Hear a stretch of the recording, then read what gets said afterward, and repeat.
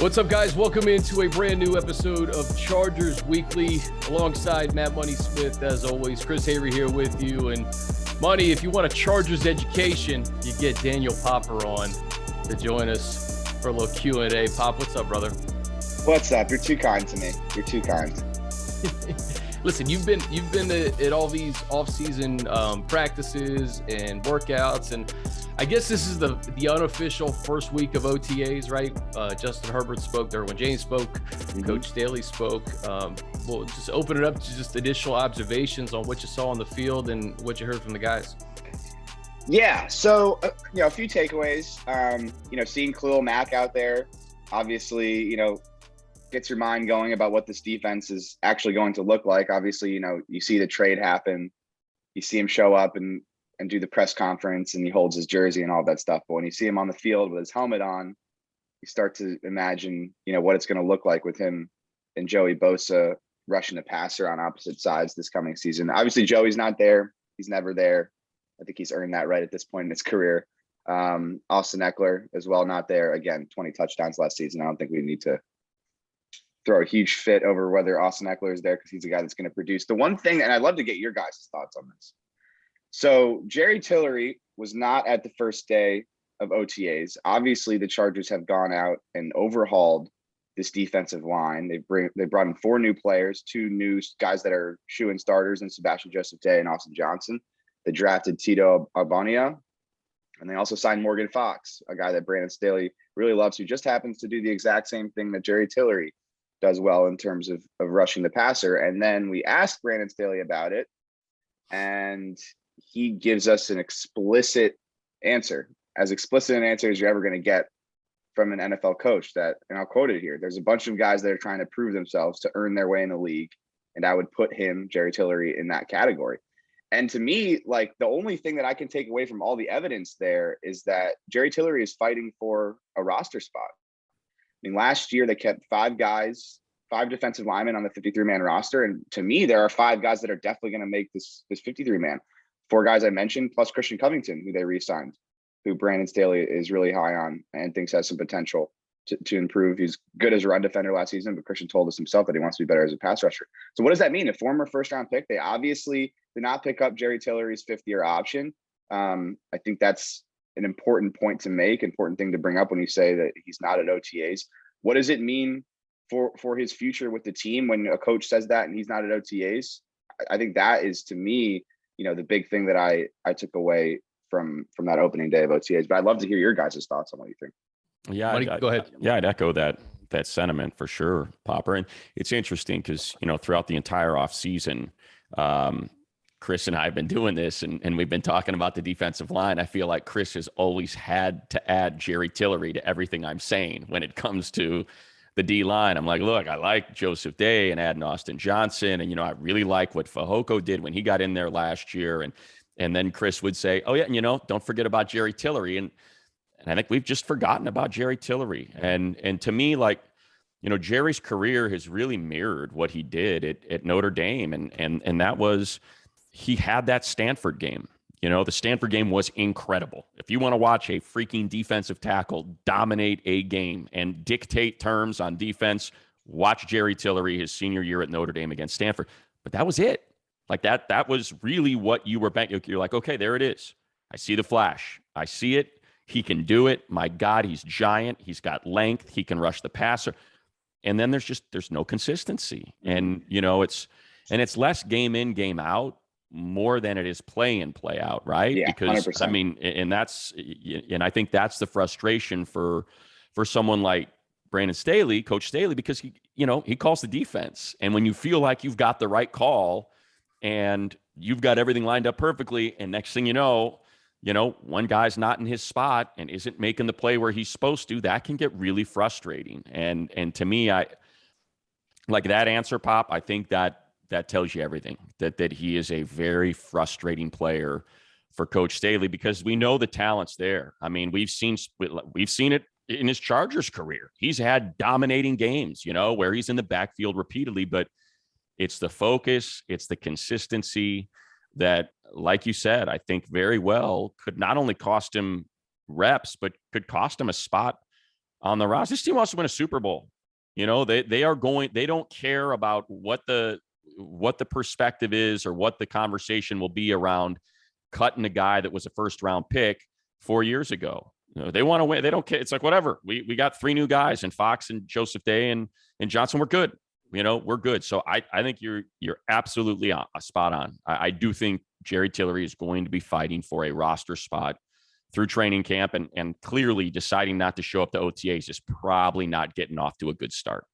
Yeah. Pop, before you respond, I thought, if I'm not mistaken, Staley said something to the effect of Derwin James is an established football player. Proven. And he also threw in Sebastian Joseph Day and Austin Johnson, if I'm not mistaken. He did. So Staley brought in guys who fit his system. And I think, if anything, that at least put some players on notice that, hey, you are competing for a spot on this football team. Whatever happened last year is last year. We're moving forward, and we're hoping you're going to join us. And the competition is open.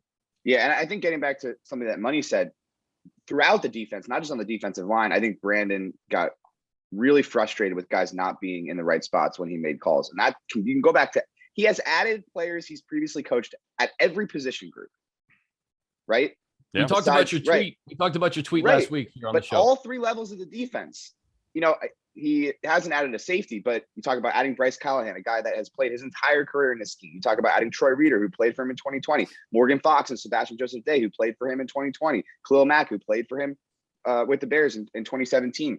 He's bringing guys that know what they're doing, guys that he can trust to be in the spots that they're supposed to be in. I think that is a great point for Money.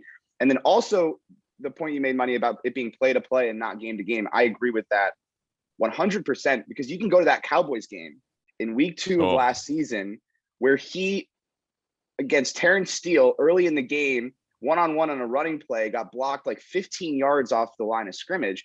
And then later in the game, he's one-on-one with a future Hall of Famer, Zach Martin, one of the best guards to ever play football. And he just dominates him one-on-one and makes a tackle for a loss in the backfield. And like, I remember doing a film review on Jerry Tillery after that game, because I was like, this is it.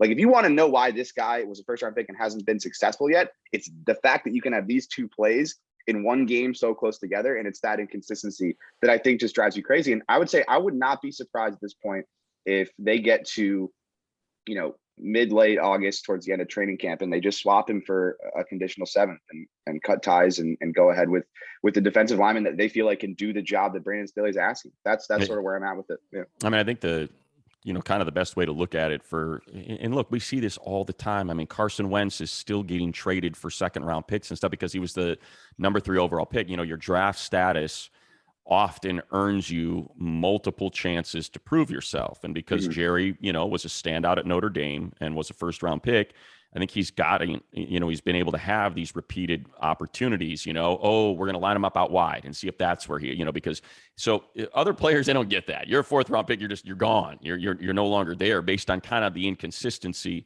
that we've seen. But I think, you know, what you brought up, Pop, is I'm looking at the depth chart, you know, okay, so let's count it off. Joseph Day, Johnson, Abonia, Fox. There you go. Those 4 are there.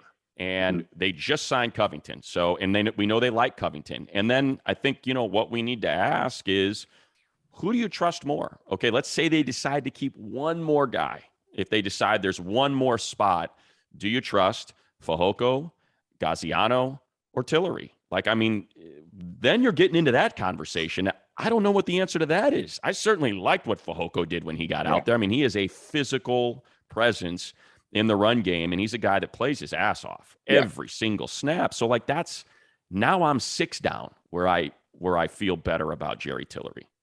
Yeah, no, my answer is, I feel a lot more comfortable with Braden Fehoko and probably feel more comfortable with Joe Gaziano, because you just saw them play with a certain level of consistency in effort and discipline and all of these things that you just don't see out of Jerry Tillery, despite the fact that he has all world traits. But that's the reality, especially up front. Like, and with the way they played run defense last year, it's going to be all about consistency. Can you show up Sunday after Sunday and stop the run?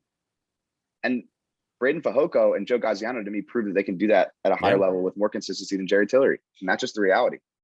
And keep in mind, you know, when Jerry Tillery was drafted, and it's not just about Jerry. I think this is about a lot of players who fit Gus's system may be better than Brandon Staley's system. That's why you see a lot of these guys on other teams right now who played here last year.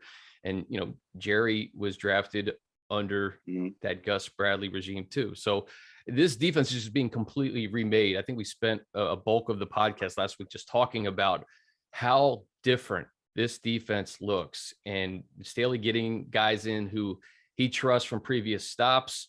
Bryce Callahan's another guy. I think hey, Chris, let me hop in. I just want to point this out. Yeah. Because I think what people get caught up in before we move on from Tillery is again, as I go back to the draft status. So I just pulled up the first round from that year, right? Everybody doesn't make it. Everybody doesn't make it. It's not that big of a deal. Like, I look at who sandwiched Tillery, Collier and Abram. All right, they're both gone. Like, Collier's going to be gone from Seattle, and Abrams gone from Las Vegas. Like, it happens. DeAndre Baker is now gone.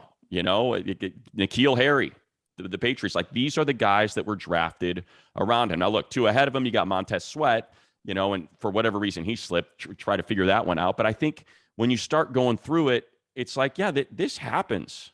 When you're drafting Jerry Tillery, number 28 overall, the idea that he's going to be a cornerstone, that's not guaranteed. It's not when you go through that. I mean, look at Cleveland Farrell at number 4. I mean, nobody liked that pick when the Raiders made it, but like, it's not like, and I think that's what is so frustrating to so many coaches. And this is kind of where that coach front office relationship becomes so important. It's like, hey, I need to play the best guys, and you need to have your resume look as good as possible, which is why you want to give your first round picks as many opportunities as possible, because we know how important they are, because they're cost controlled, draft and develop, and that's how you build a winning football team. But, sometimes it doesn't work out. The first round picks have been pretty much incredible for Tom Telesco. Yeah. The first round has been really good to him. If for some reason Tillery doesn't make it, that ain't going to hurt Tom's resume from what he's been able to do in the first round. Yeah, 100%. I was going to add that, just like how good they've been in the first round since 2016. Yeah. I mean, go through them: Joey Bosa, Mike Williams, Derwin James, Jerry Tillery, Justin Herbert, Rashawn Slater, and now Zion Johnson. Obviously, Jerry's still out on Zion. I think everyone expects him to be a really quality player. But I mean, that's one miss. It's 2016. Yeah, so you're good. You're good. If he's got to move on for a 7th, like you said, Pop, no big deal. Right. And I don't think the criticism should not be like, oh, they whiffed on a first round pick. I think like it would be, I think another thing that organizations sometimes are reticent to do is just say, hey, we messed this up, and cut ties when you should cut ties, as opposed to trying to convince yourself that your player development system can get more out of this player. Once you realize like this isn't it, it's not working. Yeah. Understanding you made a mistake, realizing that mistake, and moving on is really valuable from an organizational perspective. It's the old economics terms, right? It's sunk cost, opportunity cost. Your sunk cost is you invested a first round pick, but your opportunity cost is, okay, that could be Braden Fajoko out there. That could be Christian Covington out there that are making plays. And your sunk cost is a first round pick. Big deal. Big, like we said, you're fine. The first round picks are fine. 100%. Sebastian Joseph Day was like the 18th defensive tackle selected in that draft. Yeah. You know what I mean? So like it's you find the right fit, and that's what Staley's done at all 3 levels, as you alluded to last week, Popper. And Bryce Callahan's another guy who comes in that secondary, and we were also discussing just that fierce competition in the back end, man, at really all positions: safety, DB, who's going to play inside, who's going to play outside. What did you glean from what Staley said earlier this week regarding the cornerback and safety position? Yeah, my big takeaway was, what's going to happen with Michael Davis? And it's a sort of a similar conversation, right? A guy that was drafted under a different regime for a different scheme that maybe they love the traits, but didn't necessarily acclimate or develop in Brandon Staley's scheme the way they expected. And they went out and they signed Bryce Callahan, and, a guy that Brandon Staley believes is an elite player in the slot in this scheme. And so that starts a question of, okay, if the starting trio and nickel is Bryce Callahan in the slot, JC Jackson, Asante Samuel Jr. outside, that's Michael Davis as your fourth corner. And that's kind of what it looks like right now, as opposed to, Michael Davis and JC Jackson on the outside with Asante in the slot and Bryce Callahan as your fourth corner. I think the former hypothetical is the more likely scenario as we head into training camp. And again, you're talking about a guy that is in the same mold as Jerry Tillery. Like, you have to prove it. You have to earn your way in the NFL, and it doesn't appear like he's done that yet. And I think the other thing you have to throw into this conversation with Michael Davis is that they paid him a decent amount of money. He's making his cap hit is close to $10 million this year, and he's going to be the fourth corner. And I think it goes back to something Money said earlier, which is like, this team is trying to win a Super Bowl. Like, they can talk about the fact that there's the same amount of pressure every single year, but there is pressure to win this year with Justin Herbert on his rookie deal, with the roster as it's currently constructed. Like, now is the time that they have to go out and they have to win. And they don't care about first round picks. They don't care about contracts they've given out. They need to find players that are going to be able to execute the scheme on the field defensively. And that's what I think you're getting in a guy like Bryce Callahan. And I think it's why you're seeing guys like Jerry Tillery and Michael Davis, who were drafted under a previous regime, potentially, either not making the roster in Tillery's case or not being anywhere close to starting in football games with Michael Davis. Yeah, in the case of Davis, to me it's a little bit different just because of his size and my concern about Asante playing too many snaps outside, and getting roughed up in the run game. We just saw him miss quite a few games last year, because of his stature and trying to take on some of those big backs that are running downhill at him. And I think the other thing, Pop, is, if Michael Davis is your fourth cornerback, you feel a lot better about him coming off the bench than seeing Tavon Campbell or Kamon Hall coming in. I think that's where it pays off. And I think that's kind of when you saw, signing Bryce, drafting, two guys in the later rounds, in order to try to build some depth in that position group, and Leonard, and I can't remember, Jasir. Jasir Taylor. Yep. Jasir Taylor. There you go, from Wake.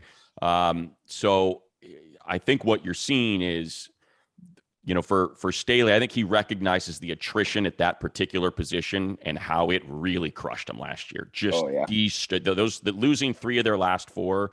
You can, if you want me to point to reason number 1, that's where I'm pointing. It's like, okay, your secondary was decimated and they didn't have a chance in so many of those games, or snaps or pivotal moments. The Vikings game, I always go back to that Vikings game where it was just third down after third down. Justin Jefferson, Adam Thielen just having an absolute field day with Tavon Campbell, and that's the game I point to right there. And I also get the sense too, Chris, that like I this is terrible to say, and I know it's going to come out the wrong way. I don't mean it to, but like, I get the sense that Staley likes Michael Davis. Like, he likes him. Like, he feels like that guy competes. He busts his ass. He's just like, man, I just got to get this guy to figure it out. I believe in him. It's just, he's frustrated by the inconsistency. I feel like the way he talks about Michael Davis competing is so different than the way he talks about Jerry Tillery. Yeah. And Michael, we talked about this last week too, Popper. Michael was groomed by Ron Miles and Gus Bradley, and he worked his way up from an undrafted guy in 2017 to really a pretty good corner for them. And he had to learn a new scheme last year. You said he got a decent amount of money, but a lot of these guys weren't necessarily pushed last year in training camp for roles. There weren't a ton of guys who were pushing Michael Davis and Asante Samuel and Chris Hayre. So those guys were pretty established in being starters and entrenched there. Whereas this year, you bring in a guy like Bryce Callahan, you draft a bunch of DBs, JC Jackson comes in, Asante Samuel Jr. has another year under his belt. I think these guys are going to push each other and make each other better this summer. And I want to give Michael that second year under Staley to see what he's capable of. And like Money said, if he's the fourth corner, I'd take that any day of the week. I think he'd be one of the best number 4 corners in the NFL if he's on the roster. Yeah, I think that's an excellent point. To just creating competition there, because you can even go to safety, right? And I know that, last year it was Nas as the starter, going no doubt about it. Now, I'm not saying that JT Woods is going to push him. I know that the JT Woods pick was more, okay, when we move Derwin around to the slot, when you put him at money, when you move him close to line of scrimmage, when you put him at X or whatever, we have more protection in the deep part of the field. But if JT Woods comes out and is balling in training camp, like, they're going to start the players that are going to give him the best chance to win. Talking about another guy. How about Derwin? Derwin name checked JT Woods a few times in his presser too. Yeah, I know. Heading into the draft, and this is one thing I'm kicking myself about, because heading into the draft, I didn't think of safety as that big of a need. But then once they made the pick and explained the logic behind it, it made so much sense to me. because you're thinking about, okay, you move Derwin around to, you put him at the slot or move him to all these different positions that he plays.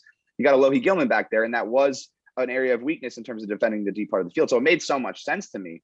But, JT Woods has a really impressive athletic profile, ball production in college. Like if he comes out in training camp and really plays well, sure, he could be a starter, right? So I think every guy that wasn't elite last year is going to have to earn their keep this year. That's just the way that they set it up. And I think that's a really smart way to go about it. And I think that's a great point, Chris.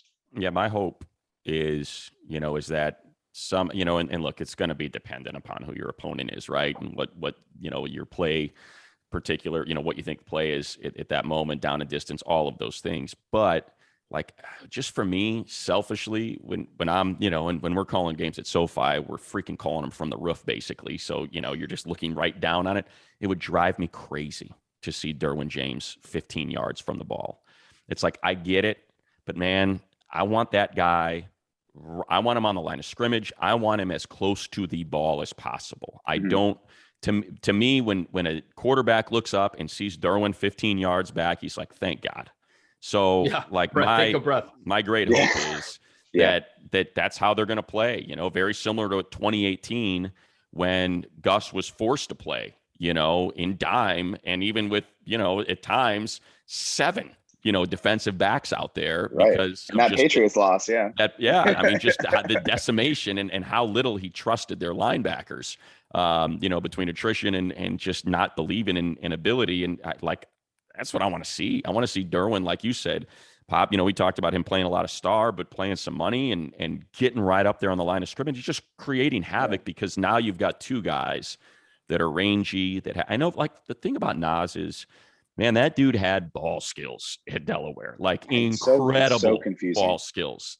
Just we're waiting for that, and he still got them. Like he still gets his hands on balls. He's still like it's just a beat. I mean, it's just a beat off, and I'm waiting for it that beat to finally hit the perfect spot of rhythm.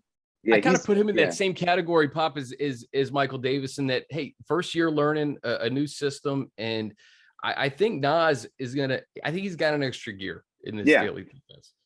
I think Nas played better than Michael Davis did last year. I think Nas is a really good football player. But the thing that Money brought up is so perplexing to me. Because he's there, he just always feels like he's slightly like out of control because he just plays with so much energy and violence in his game that I feel like every time he gets the ball, he's going a little bit too fast. He just to slow himself down a little bit. But I remember I asked Brandon about it because I was just so perplexed. I was like, how does this guy go from being what he was at Delaware to like dropping all these picks and not, coming down with these interceptions?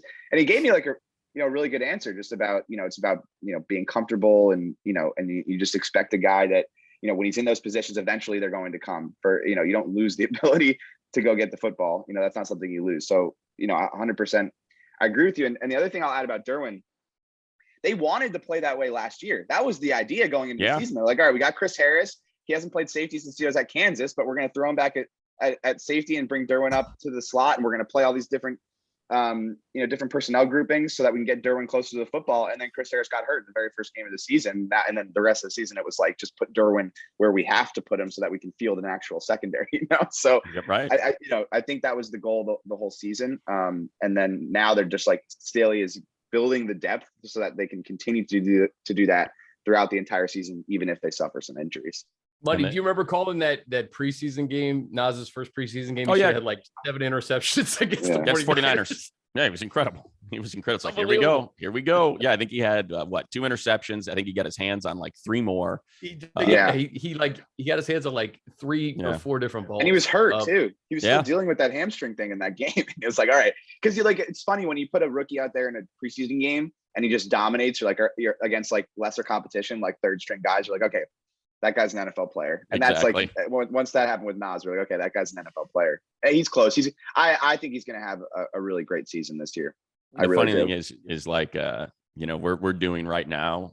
And I know it's, we haven't brought it up yet, but it's unintentional, but it's, what the NFL has come to. Like we're trying to put the puzzle together, right? We're talking about, okay, well, let's see the 5 guys in the front. And like, if you play both Woods and Nas at the same time, well, now we're not talking about the linebackers. And to me, that's and I'm trying to kind of get a read on, and Pop, you were there, so you can maybe speak to what the body language was when he was asked about Kenneth and how he talked about, just the way I read the quote, that he's got a sprint to training camp.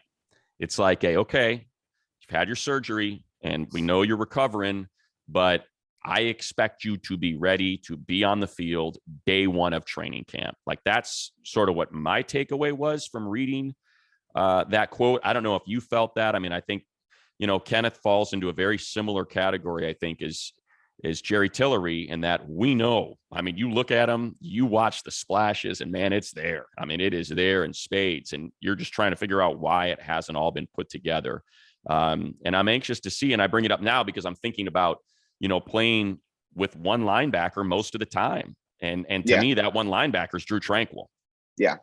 Yeah. So that's my read on the situation, is that it's going to be a lot more 5-1 fronts in nickel packages. So 2 edge rushers, 3 defensive linemen, and 1 linebacker. It's something Staley did a ton of with the Rams. I actually looked into the numbers. It was close to 70% of their nickel packages were 5-man fronts with the Rams. It was down like under 45% last year with the Chargers. So I think they'll see an increase in that. It's something that I know Staley likes to do. And so, in that, when you do that and you only have 1 linebacker in the field in nickel, which you play over 70% of the time, then, you don't need that much depth at linebacker. So you feel like you have a guy in Drew Tranquill who's incredibly intelligent. As long as he can stay healthy, he's going to be in the right place at the right time. He's going to make a few splash plays. And that's really all they need out of their linebackers. They don't need difference makers at linebacker. And then you go out and you sign Troy Reeder, a guy that's been in this system, going to be in the right place at the right time, make a couple splash plays and be reliable, not be a difference maker, but just be a guy that you can have in there as the one linebacker in 5-1 fronts and nickel packages. And so what does that mean for Kenneth Murray? I think it means that if he never pans out into the type of player they expect him to be, it's not the end of the world, because Brandon Staley feels like he can find guys that he trusts at linebacker to play in these 5-1 fronts, and not lose a lot. He doesn't feel like he needs elite talent at linebacker because he created the best defense in football without a lot of talent at linebacker with the Rams in 2020, and that has truly informed how he wants to build his defense. Kyle Van Noy and how he kind of that's another one into this equation. Staley talked about his versatility. So I think as training camp and the season progresses, we'll have a good idea of where he's going to line up. If he's going to line up on the edge, if he's going to line up as a linebacker. I think it's contingent on injuries and whoever's performing. But he's another chess piece that this team has that they can put him in a couple different places. I think he's an edge. I think about Joey taking off full series, about Khalil coming back from a pretty serious foot injury. Like, to me, I think if you're budgeting, because it's a violent game, if you're budgeting snaps, to me, I think Kyle, because look, we were having this conversation all off season, right? Okay, well, who's the third rusher? Yeah. Is it Chris Rump? Is that where they're, so I think, to me, that's just kind of what I read from the Van Noy. Someone, we talked about this, after the signing, Chris, and it's not like it's any sort of insight. You just look at the guy's career, every year it's, your floor is 4.5, 5 sacks. Your ceiling is 7.5, 8, depending on where, how often he plays there. But, that just kind of goes to but the nice thing about Kyle is, and I think this is sort of what Coach said, is he's got that versatility. So if you need it, it's there. But if I had to guess, and I don't know if you guys agree, if I had to guess, I think they want him to be an edge. No, I think you're right. Pop, what about the depth at edge outside of Joey and Khalil? Where are we with that depth chart right now? If you took Joey and Khalil out of the equation, because whoever it is, they're going to have to play some plays this year. Yeah. So it's Chris Rump and it's Kyle Van Noy. I agree with Money that Van Noy was signed as an edge because that's just how he fits into the roster based on where their depth is at. But I think the more positions you can start at, the better. The more areas that you can cover, in a case of an injury, the better. And I think that's what you have in Kyle Van Noy. The other thing with Kyle Van Noy is, Brandon Staley really believes in bringing in players who have championship pedigree, whether that's at the college level or at the pro level. That's something that Kyle Van Noy has. And it's something they talked about with Jamari Salyer, for example, a guy who won a title, guys who know how to win championships have been through that process. I think that matters. But in terms of the edge rushing depth, I'm high on Chris Rump. When I watched him on tape last year, I saw a fantastic motor. Do I think he's going to be an elite rusher? No, he was a 4th-round pick. It's hard to find guys that are going to be elite in those rounds, but he has a fantastic motor. He plays so hard. He's physical. And I think with a full off season of him training, no draft to prepare for, no distractions. It's all about putting on mass and getting bigger. You know, Joey Bosa talked about how his nickname was String Bean last year. Like, get bigger, get, turn that body into more of a pro body. And I feel like he has the motor to be a really solid third or fourth edge rusher who can rotate in there and make some splash plays as a pass rusher and as a run defender. I really liked what I saw from him, because you can't teach that level of effort. You know, it's obvious that he's a coach's son. You can't teach that level of effort in terms of how consistently you're going out there and just playing like your hair is on fire. And so I'm high on him. I think he's going to be solid this year. You got a, proven guy like Money said, and Van Noy.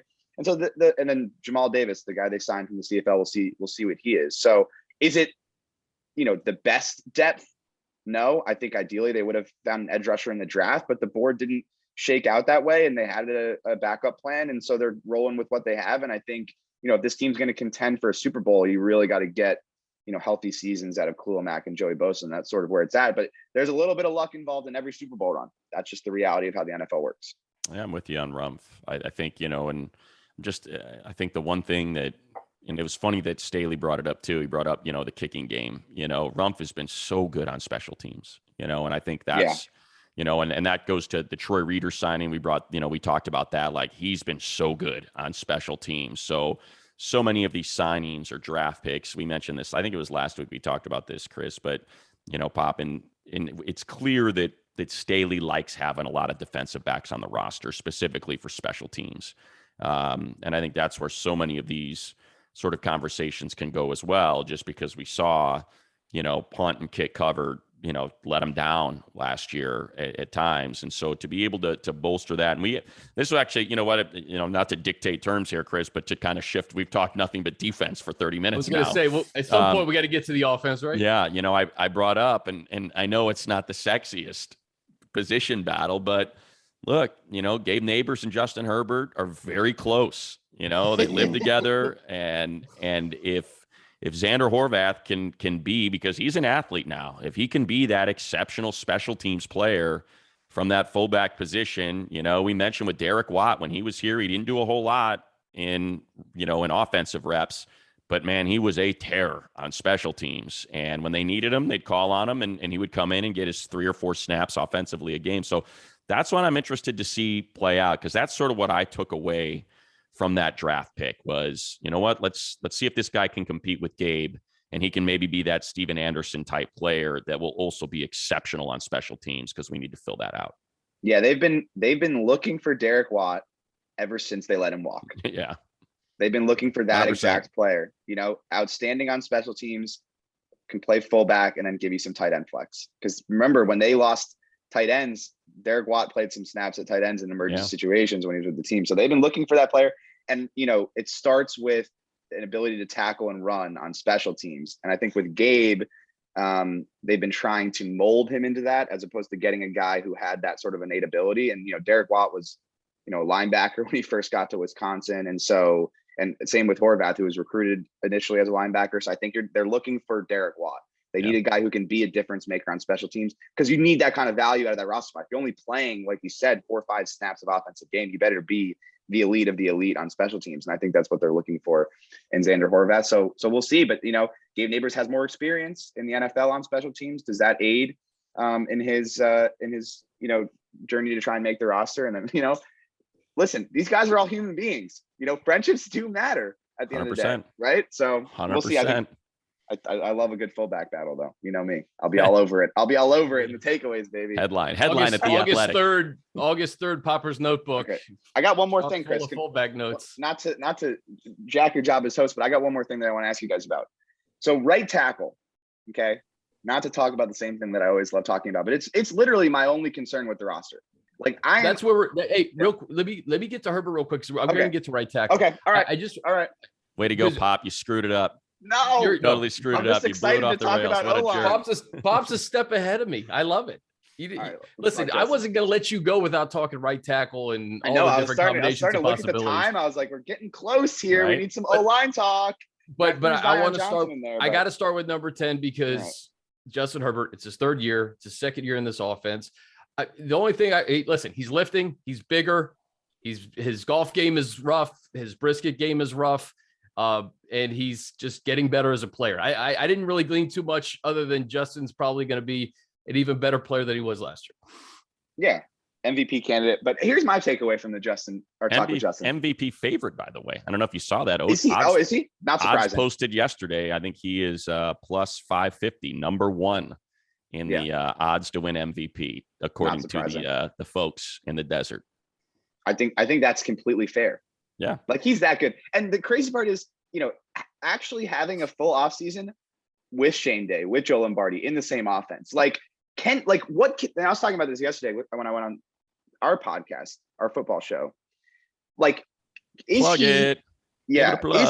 It'll be up tomorrow morning. No, is he mentally, can he get to where Drew Brees was in this offense? I think they believe that Justin can get there. But if he's going to become the best quarterback in football, that's where he has to get to. And I think we're going to start to see that this year, where, we've seen him win with his physical tools, that throw to Jalen Guyton, where he's just making throws that no one else can make. And defenses are just how on earth can a human being do these things? Right. But we also started to see him scratch the surface on winning with his mind and his processor. And if he starts winning with that consistently, that's when you're going to see him become the best quarterback in football. And I think that's what I'm going to be watching this year. And I think it can happen because he's finally had a full off season in the same system with the same coaches. And that continuity is going to matter when it comes down to winning with your processor.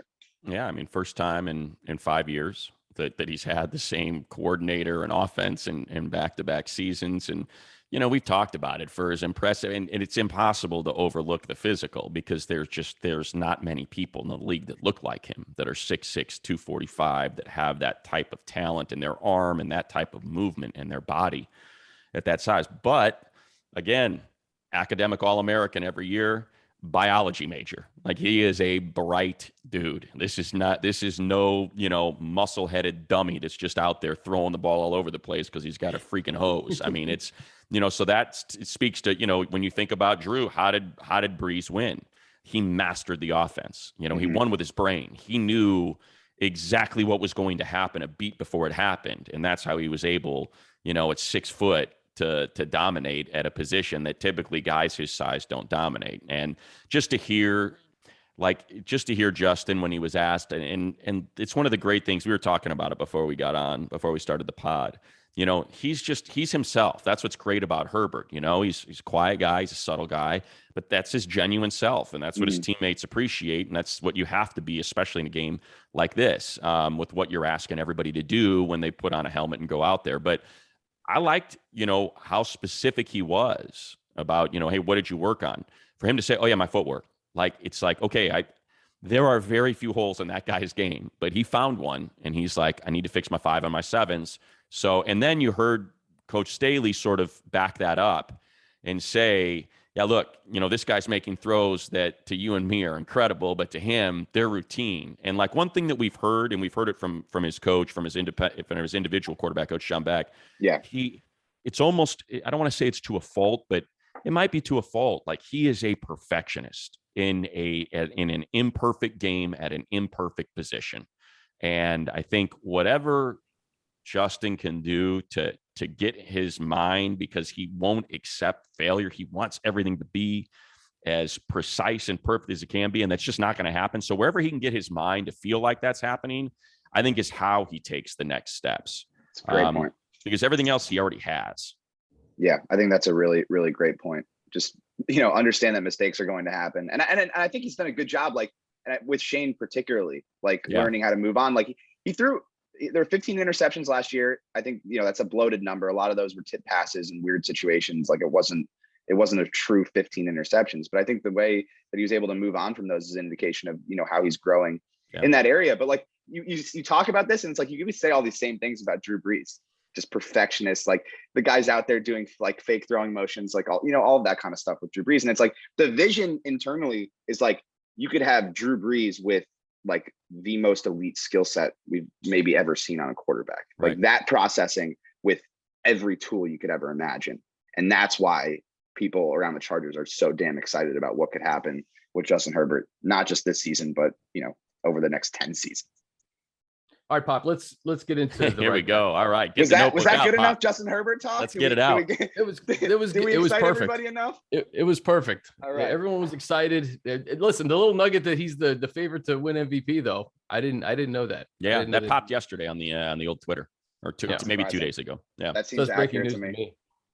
The right tackle, and I do want to briefly touch on the running game too, with Isaiah Spiller getting into that mix. But start with right tackle and all the different combinations that could possibly be there. Staley said that Storm Norton and Trey Pipkins played some decent ball last year. It looks like it's going to be a competition, but Matt Filer was talked about as a potential right tackle option as well. Yeah. So I think Storm Norton and Trey Pipkins played winning football in the sense that they were on the field and played snaps when the Chargers won football games.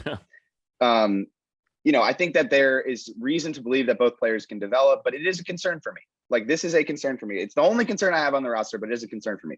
At the end of the day, however, player development is a key part of winning in the NFL. Like, you're not going to be able to plug every single position with a first-round pick or a free agent signing. Eventually, at the end of the day, you're going to have to develop the players internally. And that's what it's come down to, is that at this spot at right tackle, they're going to have to find a player internally that they can develop and turn into a starter. Now, and that was a joke. It was probably a little mean, and I apologize for that. But Storm did have great moments last year. I think coming in that Washington game, playing the way he did was really impressive. And then Trey started games at left tackle and right tackle, and I really liked what I saw out of him. So, like I said, there's reason to believe that both these players, Trey have a versus chance. the Chiefs is something we've talked about a few times over this. Working with Duke Manyweather and Rashawn all off season, I think is important. Like, are we about to see a huge jump from Trey? I think that's certainly possible. The interesting thing, and this is why I wanted to bring it up and talk to you about it with you guys, is it feels like it's gone back and forth this whole offseason. It's like, okay, early in the offseason, they're talking about Matt Filer potentially playing right tackle. And then they get through the draft, they draft Zion, and they're like, no, we're keeping that interior trio. We're keeping that left side. It's going to be an open battle at right tackle. And then we get to OTAs, and Brandon's like, well, we have all these different options. We can put Matt out there. We have draft picks, presumably referring to Brendan Hymus and Jamari Salyer as guys that have played tackle in college that could go out there. So my head's kind of spinning. What is actually going on here? Because there's been so many different points made by Brandon in terms of what exactly is going to happen at right tackle. To me, it feels like they're keeping that trio together. Corey at center, Zion at right guard, Filer at left guard, Rashawn Slater at left tackle, and then they're going to see what happens at right tackle. I think, Jamari Salyer is a guy who played left tackle in the SEC against some of the best competition in college football, in the best league in college football, and won a title. Like, to me, I don't care about traits. I don't care about movement, any of that. Just throw him out there during training camp and see what he can do. If he can't hang, then you move him back inside. I don't know why you wouldn't at least try that, but I don't know. What do you guys think? So remember, with Salyer, they kicked him inside in the middle of the national championship game because they were getting wrecked, from an interior rush. And they were like, all right, Jamari, get in there. And what did he do? He locked it up. Yeah. So this is the way I'm trying to put it together, guys, is I think about last year. And when we thought maybe Filer was going to kick out to the right tackle after Bulaga went down, and they were like, no, we want Filer here to help out Slater. He's a rookie. He's at left tackle. Let's put the experience. Now you got Corey, Filer, and Slater, and let's make it the transition as easy as, I shouldn't say easy because it's not easy, but let's try to make it the best transition possible for Slater. So now I think about, why wouldn't you want to do that for Zion Johnson? Why would you not want Filer at right tackle, Corey Linsley at center, and now Zion Johnson is sandwiched between those two in his rookie year? And then at left guard, it's a battle, right? It's Hymus, it's Salyer, or maybe, because Zion's comfortable playing left guard instead of right guard, you can put him at left guard. I feel good about Slater as one of the 5 best left tackles in the league. You want to put Zion where he played his entire college career at left guard between Linsley and Slater, great. And then you got Filer at right tackle, and now you drop Hymus or Salyer in there. Now, what I think ideally, Pop, what they, and Chris, what they want to do is they want Pipkins to win that battle. I think they would really like to see Trey Pipkins win that right tackle battle so they can say, hey, the left side is exceptional. And we feel good. Because, to me, I think about it, and I'm like, okay, what does it make sense to have a rookie right guard and a, hey, we're going to try to put our finger in the dam here at right tackle and give him some help with tight ends and running backs over here? Like, to me, it just doesn't make as much sense to me to have your rookie guard playing right guard and then the one big question mark that we have on the offensive line be right next to him at right tackle. I think it comes down to three guys. It's Sawyer and Hymas first and foremost. And we remember that very small sample size, the first preseason game, we saw Hymas and Slater out there, and he was playing great. But I thought he played better than Balaga. I was like, this guy looks better than Balaga right now. Play him at right tackle. For whatever reason, they didn't think he was ready to play last year. So yeah, I mean, and they see him in practice. They know better than we know, watching him, like you said, Pop, earlier, playing against a bunch of third stringers. So, they see him going up against ones and what he's going to face. So certainly they didn't have that kind of confidence. Yeah. So what's he going to look like in July and August? And what's he going to look like in the preseason games? What's Sawyer going to look like as a rookie right off the rip? And I really think it's just too early to give up on Trey Pipkins. I know that he's had some inconsistent play over the last 3 seasons, his first 3 seasons in the league, but he was drafted as a project. We saw flashes towards the end of last year, and I think it's worth giving him every shot to be that starting right tackle this upcoming season and see what happens, and see how it shakes out, because I was very impressed with how he was thrust into action in week 15 against the Chiefs when Slater went down. He played winning football. They should have won that game. He played really well in that game. He played really well at left tackle in that game. And what's he going to look like in July, Popper? That's what I want to see. What's Trey Pipkins going to look like in July, and how is he going to compete against the Cowboys in joints? How is he going to play throughout the preseason? Is he going to really take a hold of that right tackle starting position to a point where they don't have to worry about moving Filer around? They feel confident and comfortable not having to worry about different permutations at right tackle. Yeah, no, we'll see what happens. To me, it's like I go through every position and I look at, okay, well, who's at the top of the depth chart and what does the depth look like behind those players or that player? The only concerning position group for me, or position specifically, is right tackle. Like, that's really the only concern I have with this roster. Like, even if they battle through some injuries, they have depth everywhere to weather injuries. It's just at right tackle. What are they going to do with that starting group? And so, ideally, Trey Pipkins makes a huge jump, but historically with this team, when they've said, hey, this guy's going to take this big jump and be a great starter for us, we just haven't seen it. And it's really bitten them at times, since I started covering the team in 2019. So we'll see. Long time between now and the start of the season. But the point I was making when I first, started talking about this is, like, are they really considering all these different combinations? Because, like, after the draft, it was like very explicit. Like, Zion Johnson is a right guard, and we want we want this trio together, and we want this 4, and we'll figure it out at right tackle. And it's changed since then. So I don't know if they're actually, like, considering all these different options and keeping their options open, or if they're sort of just saying that because they know the fan base is losing their minds about right tackle. Yeah, and the one thing, and this is something that DJ has said repeatedly, he posted on his Twitter feed and his Instagram, you don't need elite players at every offensive line position. You just can't have a hole.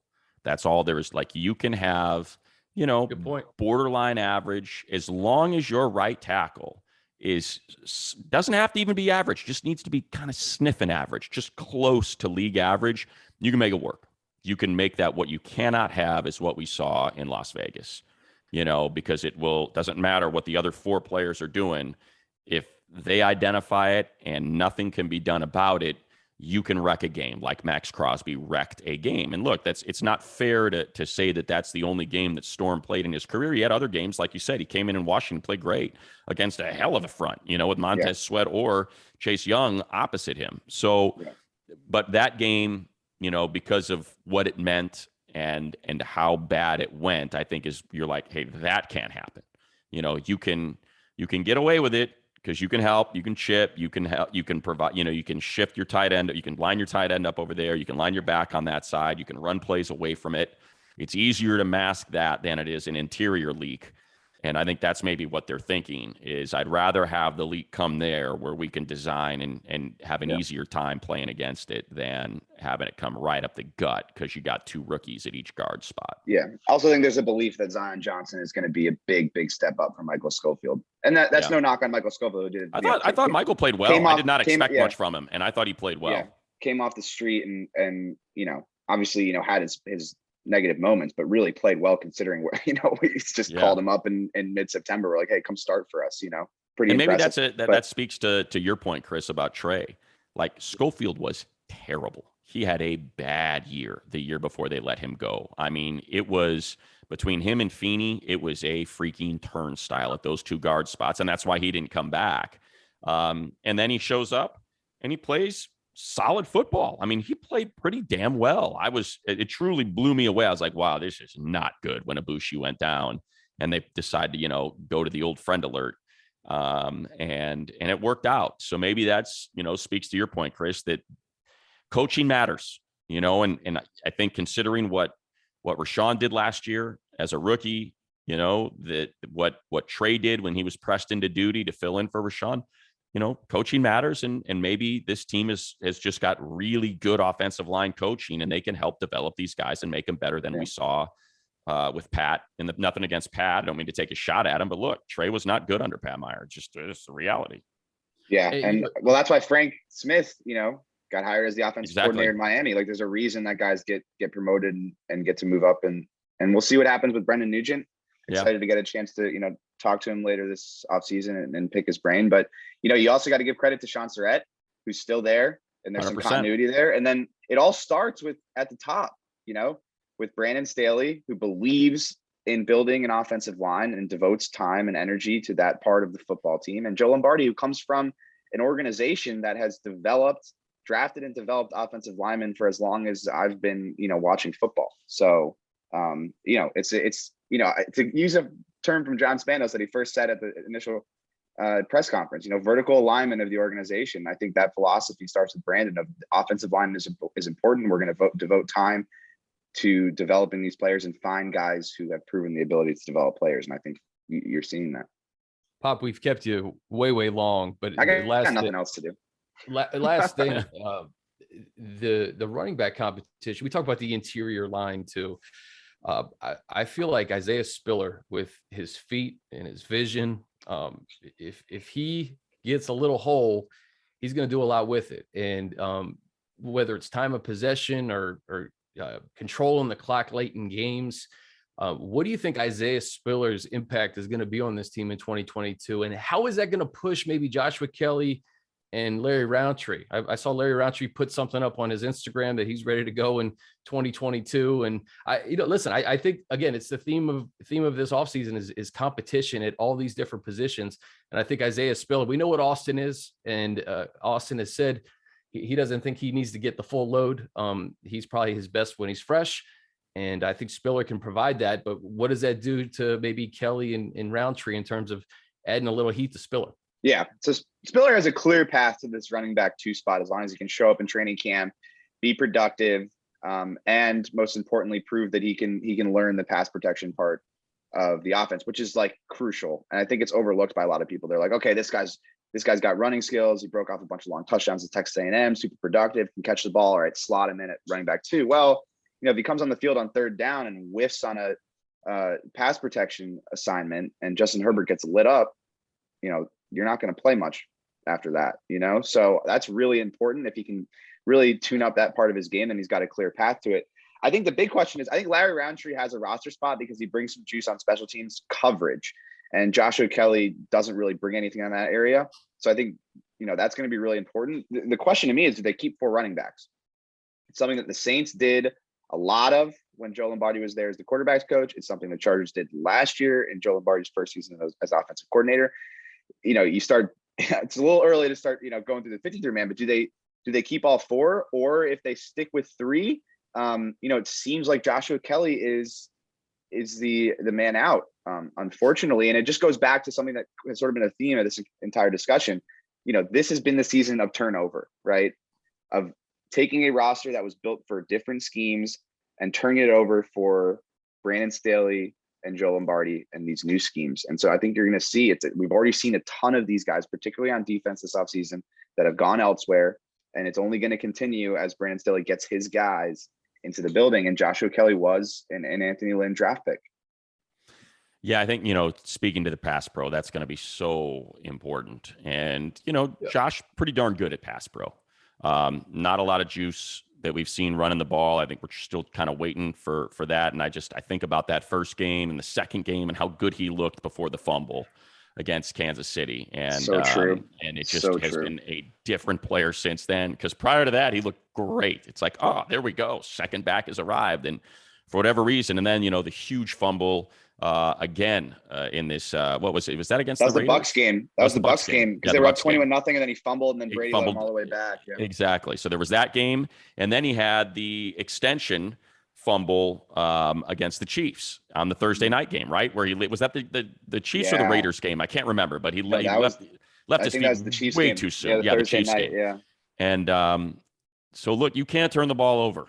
Like, you cannot turn the ball over like that. So I think that's another thing that's working against Josh. And I think if you're talking about, man, carrying 4 backs and a fullback, that's, that roster math that, like you said, I don't want to do it here in May, but it's going to be interesting to see how they decide to construct this. And man, I don't know about 4 running backs. That to me seems really, really rich. I think one of these guys is going to, I think they're fighting. I think these those 2 guys are going to be fighting for one spot. I really feel like that's how it's going to play out. Yeah. So, I mean, they did it last year. Yeah. They went 4 running backs. They kept Gabe. And then, 3 quarterbacks, 5 wideouts, 4 tight ends, and then 9 on the offensive line. Yeah. So, I mean, I guess it's Wideout's interesting too, because DeAndre Carter has that flexibility as like the 5th wide receiver. That's true. He had 3 touchdowns offensively in Washington last year. Yeah. Yeah, that's true. Everybody got upset when they cut T. Billy, and it ended up making sense, with the way the roster was good with the extra tight end or the extra back. Yeah, I think fans really overrated him as a player. He's really fast, but when you have Thor throwing the football 70 yards downfield, that speed plays up a little bit. Yeah, and there's not many guys built like him. Popper, plug what you got going on, and can Money and I come on Hops with Pop at some point? And so have a beer and just chat. I think the plan in the off season is going to be adding some production value to Hops with Pop. Right now, the production team is me sitting in front of my camera with a beer. That's it. That's the whole thing. So maybe I know where to get the theme music. Yeah. Your SoundCloud library. There you go. Yeah.